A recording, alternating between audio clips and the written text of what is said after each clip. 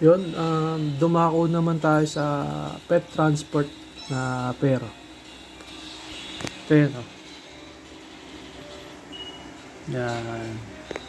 Kung mahilig kayo mag-pet transport, ayan yun. Yung mga Facebook group kasi na pet transport. So, pwede nyo salihan. Pero kung hindi nyo alam yung mga pet, turuan ko kayo.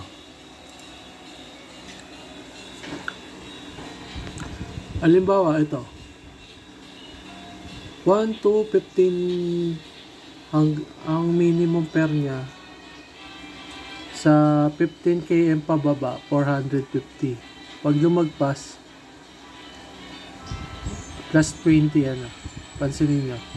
450 plus 20, 16 no? 470. 17 km, 490. 18 km, 510. Yan. Pagka may bigyan ko kayo ng sample hatid. Yan, 14 km.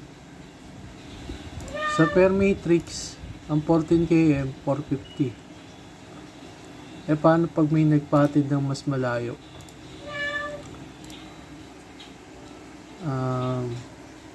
Ito halimbawa, 150 km, nasa 3,150. Basta pagka lagpas lang ng magdadagdag lang kayo, magdadagdag ng ng 20. Ganun ang pagbabasa ng per matrix niya.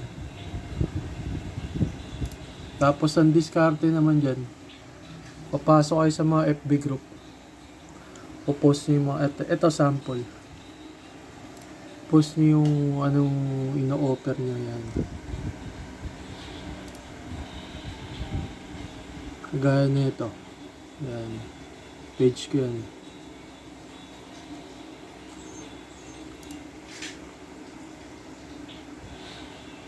Yan. Kailangan nyo rin ng ganyan. Kasi kaya medyo mataas yung pair ng pet transpo kasi mamahalin minsan yung pinapadalang aso. Para hindi kayo makaisip ng hindi maganda sa aso, itakbo nyo. Medyo mataas ang pair sa mga pet transpo. Pwede rin kayo gumawa ng mga ganitong video, mga sample.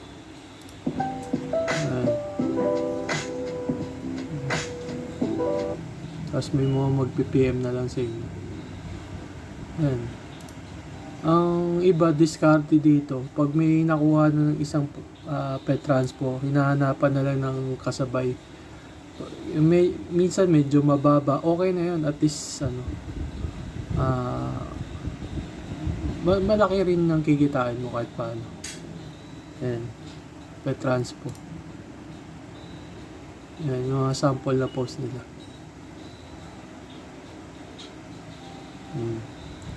Pwede nyo rin yung gawin sa ibang probinsya. Mag-aalok kayo ng mga ganyan. Tapos yan, yung mga past transaction. Mas madaling kunin ng customer to pag nabasa na. Kasi may mga history siya ng biyahe. Na nakarating ng maayos yung alagang hayop. Yan lang. Sana may matutunan kayo kahit paano.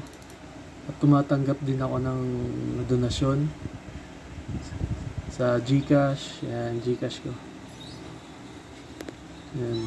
Thank you. Maraming salamat sa panonood.